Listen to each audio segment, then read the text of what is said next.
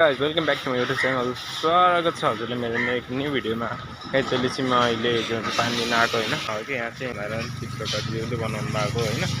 Guys हेर्नु सक्नुहुन्छ 13,700 kilometre चाहिँ उसको डिगो भइसक्यो होइन। र अब 14,000 पैसा सर्भिसिङ गर्नुपर्छ यसको होइन। एउटा मान्छे हेर्न आएको छ होइन यो कारखानामा, ले रहन्छ। अब हेरौँ फोन गर्छ के भन्दो रहेछ होइन। सब्जी छैनन् पैसा हो जो नबोल्नु पञ्चायत गरेर राख्छु चार्ज छैन। अर्को नि आयो यो ल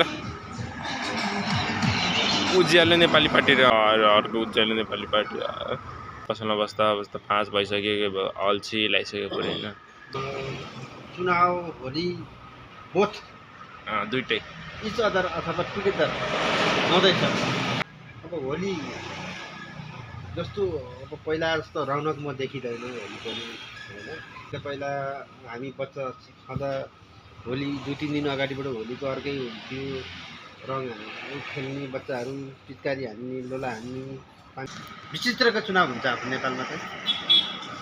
त्यसमाथि पनि नुहाकट हिजो रवि लामिछानेको लामो नाक हेर्न टोटली मान्छेहरू चाहिँ पाकेको खाना छोडेर पनि हावा घरमा उभिन पुगे देख्दाखेरि म दङ्ग परेँ। त्यहाँका यो बुढा नेताहरूले गरेर देश खाइसकेको त हो। परिवर्तन चाहिँ चाहेको छ, हेरौँ। यो गाई जसको र्याली देख्यो त्यही जित्ला जस्तो लाग्यो नि। आज छक्का पनि आयो गाइस होइन। यहाँ दुईटा छक्का हो, मैले 1 रुपियाँ दिइनँ तिनीहरूलाई होइन। त्यो छक्काले मलाई झन्डै छुटेको आज।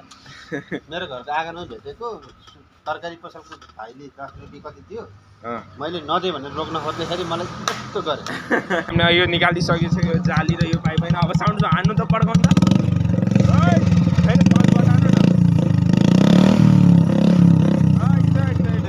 अङ्कल मिसाएर हान्नु त। गाइस होइन हामी जान लाग्दैन।